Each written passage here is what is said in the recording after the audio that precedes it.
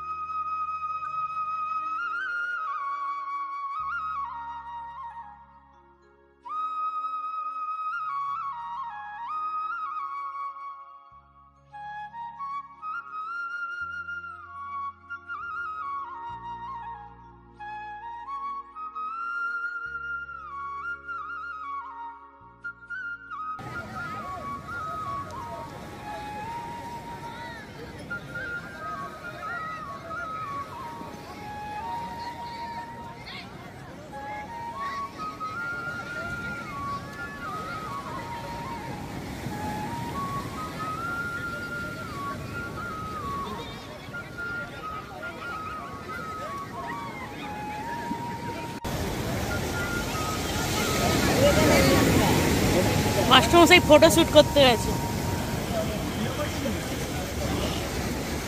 বাবা পাথরে নেমে ফটো শুট করতে চলে গেছে।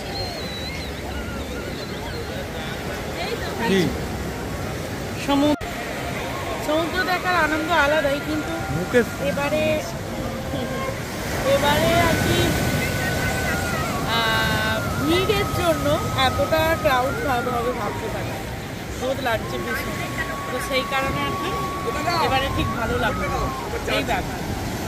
মিষ্টি আছে রুমে, আমরা দুজনে একটুখানি সমুদ্রকে দেখতে, ভিডিও ফটো সব সেটাই আছে।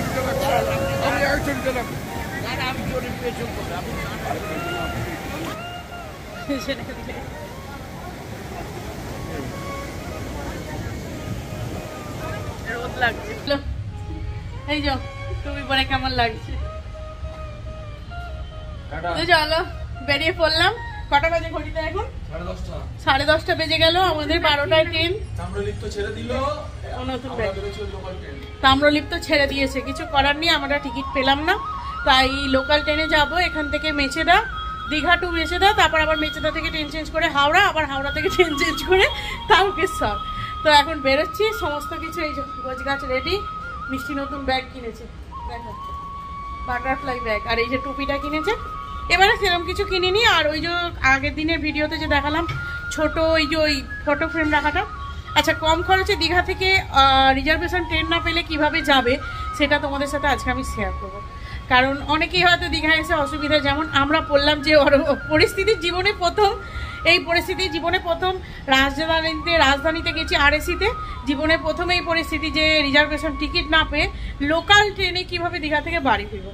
তো চলো তাহলে নতুন ভিডিও। এতদিন যতবার কেটেছি ওয়েটিং কনফার্ম হয়ে গেছে, এই প্রথম কনফার্ম হলো না, এই প্রথম জীবনের ট্রেনের টিকিট কনফার্ম হলো না, তো কষ্টকর আর কি।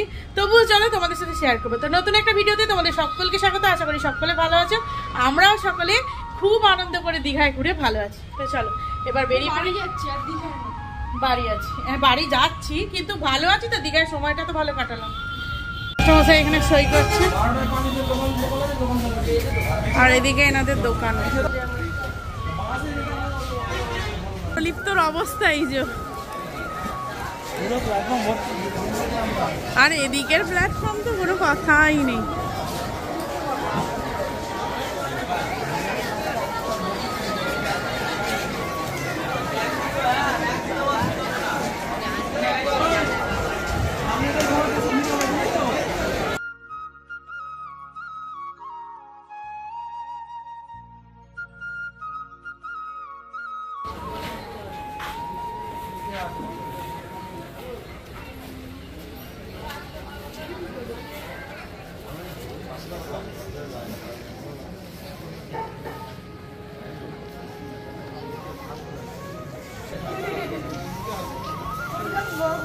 320 টাকা। পাঁচকুড়া স্পেশাল চপ বিক্রি হচ্ছে। কোথায় এসেছিস কোথায়? এই তো আগে নিয়ে দাঁড়িয়ে আছে। মেচেদা স্টেশনে দাঁড়িয়ে আছে। দীঘা টু মেচেদা, এবার মেচেদা টু হাওড়া, হাওড়া টু তারকেশ্বর। এতগুলো টাটা সার্ভিস করে দীঘা যাওয়ার ট্যুর সফল হচ্ছে। সফল? এটা এটা এটা ভাইজ্যাকের মধ্যে অভিশপ্ত ট্যুর হয়ে গেল। ভাইজ্যাক যেমন অভিশপ্ত ট্যুর ছিল, তাকে সেটাকে আশীর্বাদ ট্যুর করেছে। এবার থেকে দীঘা অভিশপ্ত ট্যুর। দীঘা বাদ হয়ে গেল। বাদ অভিশপ্ত ট্যুর। আর আমার সাথে শুনলে কি হবে? এটা ক্যান্সেল হয়েছে।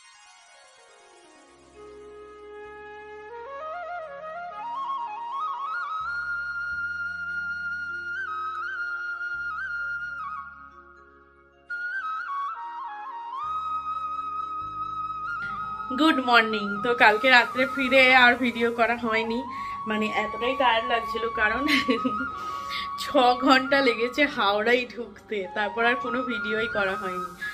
এত ভিড় লোকাল ট্রেনে, তার সাথে ওদিকে ট্রেনে প্রায় 2 ঘন্টা লেট, মানে পাগল পাগল লাগছিল। 3টে ট্রেন আমাদের তারকেশ্বরে, 3টে ট্রেন ছাড়া হয়ে গেল। লাস্টে 6টা 10-এ ট্রেন পেয়েছি, পেয়ে প্রায় বাড়ি ফিরতে লেগেছে 8টা। তো বাড়িতে ফিরে আর কি আর রান্না করেছি, ভাত করেছি, ডাল করেছি, আলু ভাতে করেছি, দিয়ে ভাত খেলাম। এরপর সকাল চলে এসেছি, কারণ কালকে আর ভিডিও করা হয়নি, শরীর আর ভালো লাগছিল না।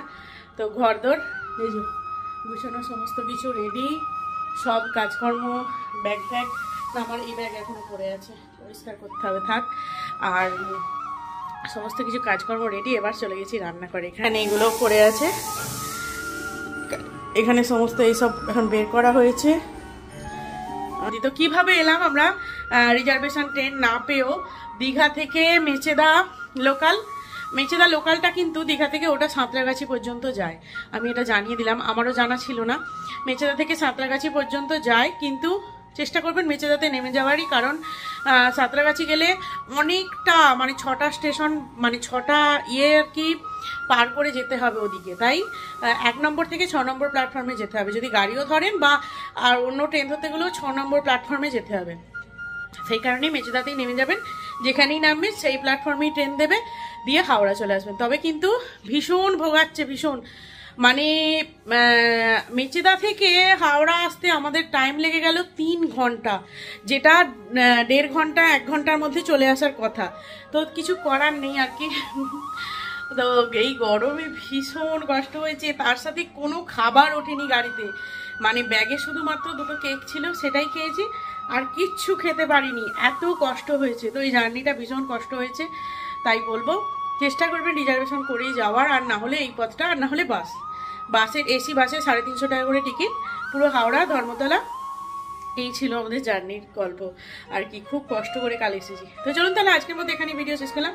ভালো লাগে তাহলে অবশ্যই লাইক কমেন্ট শেয়ার, চ্যানেলটিকে সাবস্ক্রাইব করে দেবেন। ভালো থাকবেন, সুস্থ থাকবেন, দেখা হচ্ছে নতুন ভিডিও নিয়ে, ততক্ষণে টাটা।